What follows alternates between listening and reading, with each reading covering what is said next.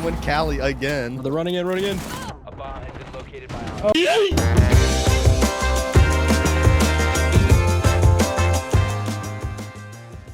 So, dudes, welcome to Operation Roflcopter, featuring Thunderbird and a reworked favela. Roflcopter goes swah swah swah swah swah swah swah swah swah swah swah swah swah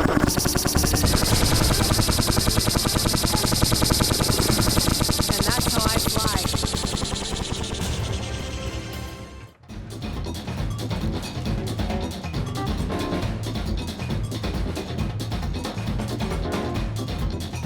One of the most noticeable aspects about the new favela is that the staircase access from below has been removed completely. There also aren't nearly as many destructible walls as there were previously, but that's probably not saying very much considering the previous favela was pretty much just nothing but destructible walls. There are still tons of floorboards to shoot out, and verticality is going to be very, very effective in terms of gaining map control.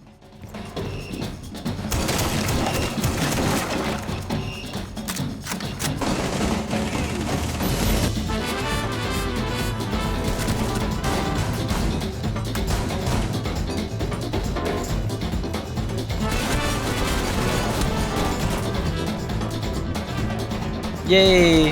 The new operator, Thunderbird, is a 3-speed defender with a gadget that's probably not going to blow you away, but definitely has a set of weapons that will. Her gadget's basically a Jaeger ADS that fires healing darts at people when they get close enough. But that's not what excited me about Thunderbird. What excited me about Thunderbird was her bearing 9 with new and improved recoil. Remember from Vietnam? No! Yes, she has the Russian Lego gun, the Spear 308. And it's always nice to have an assault rifle on defense, but it already has a hard enough time keeping up with some of the Defender's arsenal on Finka, and has, statistically, an even harder time keeping up with an M762, or a FAMAS. That's fine. It was the new. The reason the recoil is different for the bearing has to do with some changes to barrel attachments, and it's definitely benefited from them. Ping 2, bomb chassis, crouch, somewhere. I crouch. don't know where that was. Thunderbird's also got the SPAS 15 if you don't want to use the Spear, and I already mentioned she's a 3-speed. Top yellow.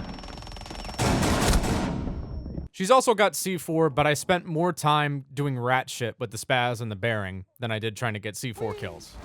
Oh, almost. If anything, Thunderbird is the rat queen, capable of going for a deep roam, taking lots of hits, and then coming back to the site for an instant health boost. Border. Holy crap, you just healed so much. If you're at full health, then her gadget also has a brief overhealing effect. Oh, yeah. But it's not bulletproof or explosives resistant and can be dealt with pretty quickly. It can also heal enemy attackers. Still peeking, running out. Did you get that? Watch this. Yep. I'm gonna see that kill. Yes! Nice, nice. I'm gonna see that kill. Yes! Nice, nice. If Thunderbird places her gadgets too far away from the site, and the defenders lose map control, then that strategy actually ends up helping the attackers. This is why I think most people are just going to stack these things on a very difficult to clear anchor spot, like a mirror window, or something along those lines, with lots of ADSs and Wamai discs. Probably. It provides an instant healing station that can also revive downed players should they get within the gadget's area of effectiveness, and this all seems really cool, but the gadget runs on a 30-second cooldown, and we already have an operator that can heal on command with good aim. Doc. Thunderbird might be a fun solo lurker, just because of her guns, and I don't think that's a bad thing. I'm just curious to see if the gadget gets any mileage in a competitive environment.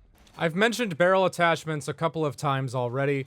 Because of the Bearing 9's laser recoil, I spent a lot of time running my favorite loadout from Year 2 of Rainbow Six Siege before the machine pistol changes. The Supernova Bearing 9 combo on Echo. I have a lady, dude. Huh? Siege players don't have girlfriends. We're going on 7 years this year. Oh!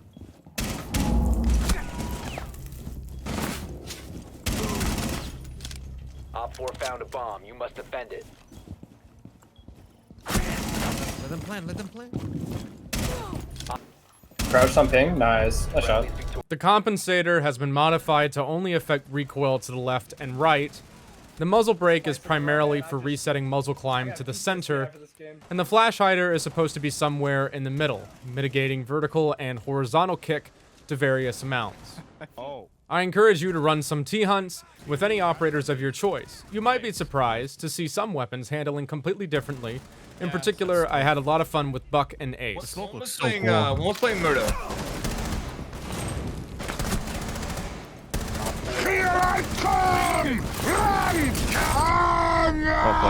On defense, you might notice a new indicator on the right side of your screen. This counts how many drones you and your defender friends have destroyed, which sounds like a nice quality of life change on its own, until you notice something. The reason that it's there. It seems like there's a lot more drones up than there should be. We've been spotted. Is We've been fine. We've been spotted. We've been spotted. Nice. Ubisoft is testing the waters with droning after death. That includes attackers and defenders. Defenders like Maestro and Echo can make usage of their gadgets after kicking the bucket with often awkward result. Op 4, last stop standing. And attackers can make sure that a defender can never win in a clutch situation ever again. I don't know if they'll be keeping this change. For one, this basically ensures that aggressive play by operators like Maestro and Echo doesn't incur nearly as much risk as it used to. Did you spawn peek and die with Echo? Well, that's one less gun on the board, but you can still deny plant by hiding your drone for 2 minutes. It's a very strong change. I'm curious to see how it will be received by the community in its current iteration, and if it'll ever get implemented at all. Aside from that, there have been some much-needed quality of life adjustments for the game. Smoked's gas canisters look and sound completely different, creating more of a transparent cloud that can be seen through rather than something that blocks line of sight, and we've finally removed Smoke's mustard seeping through walls for no reason.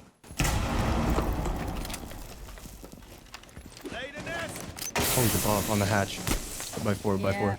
They've also finally gotten rid of bullet hole angle holds. Now you'll need to shoot a cluster into the wall to fully destroy a part of it, making a hole that is much more visible. These are mostly welcome changes, and I'm glad they've finally been addressed. Melusi's also gotten a much needed nerf, wherein her wub, when activated, takes a brief second to reveal itself with a sort of armoring system much like Maestro cameras. When the little triangle in the center juts out, you can shoot it and destroy it. It's still a crowd-controlling gadget, just not super barbed wire anymore. And she's still got the zero recoil MP5, so I think you'll be fine if you're a Melusi main. It's on the window on the left, mostly. Mirror windows and Maestro cameras can also be meleeed out so that you can't see through them. That's more or less it. The new favela is fun. Thunderbird's a fun fragging operator with an okay gadget. Some very much needed quality of life changes were made to smoke and bullet holes.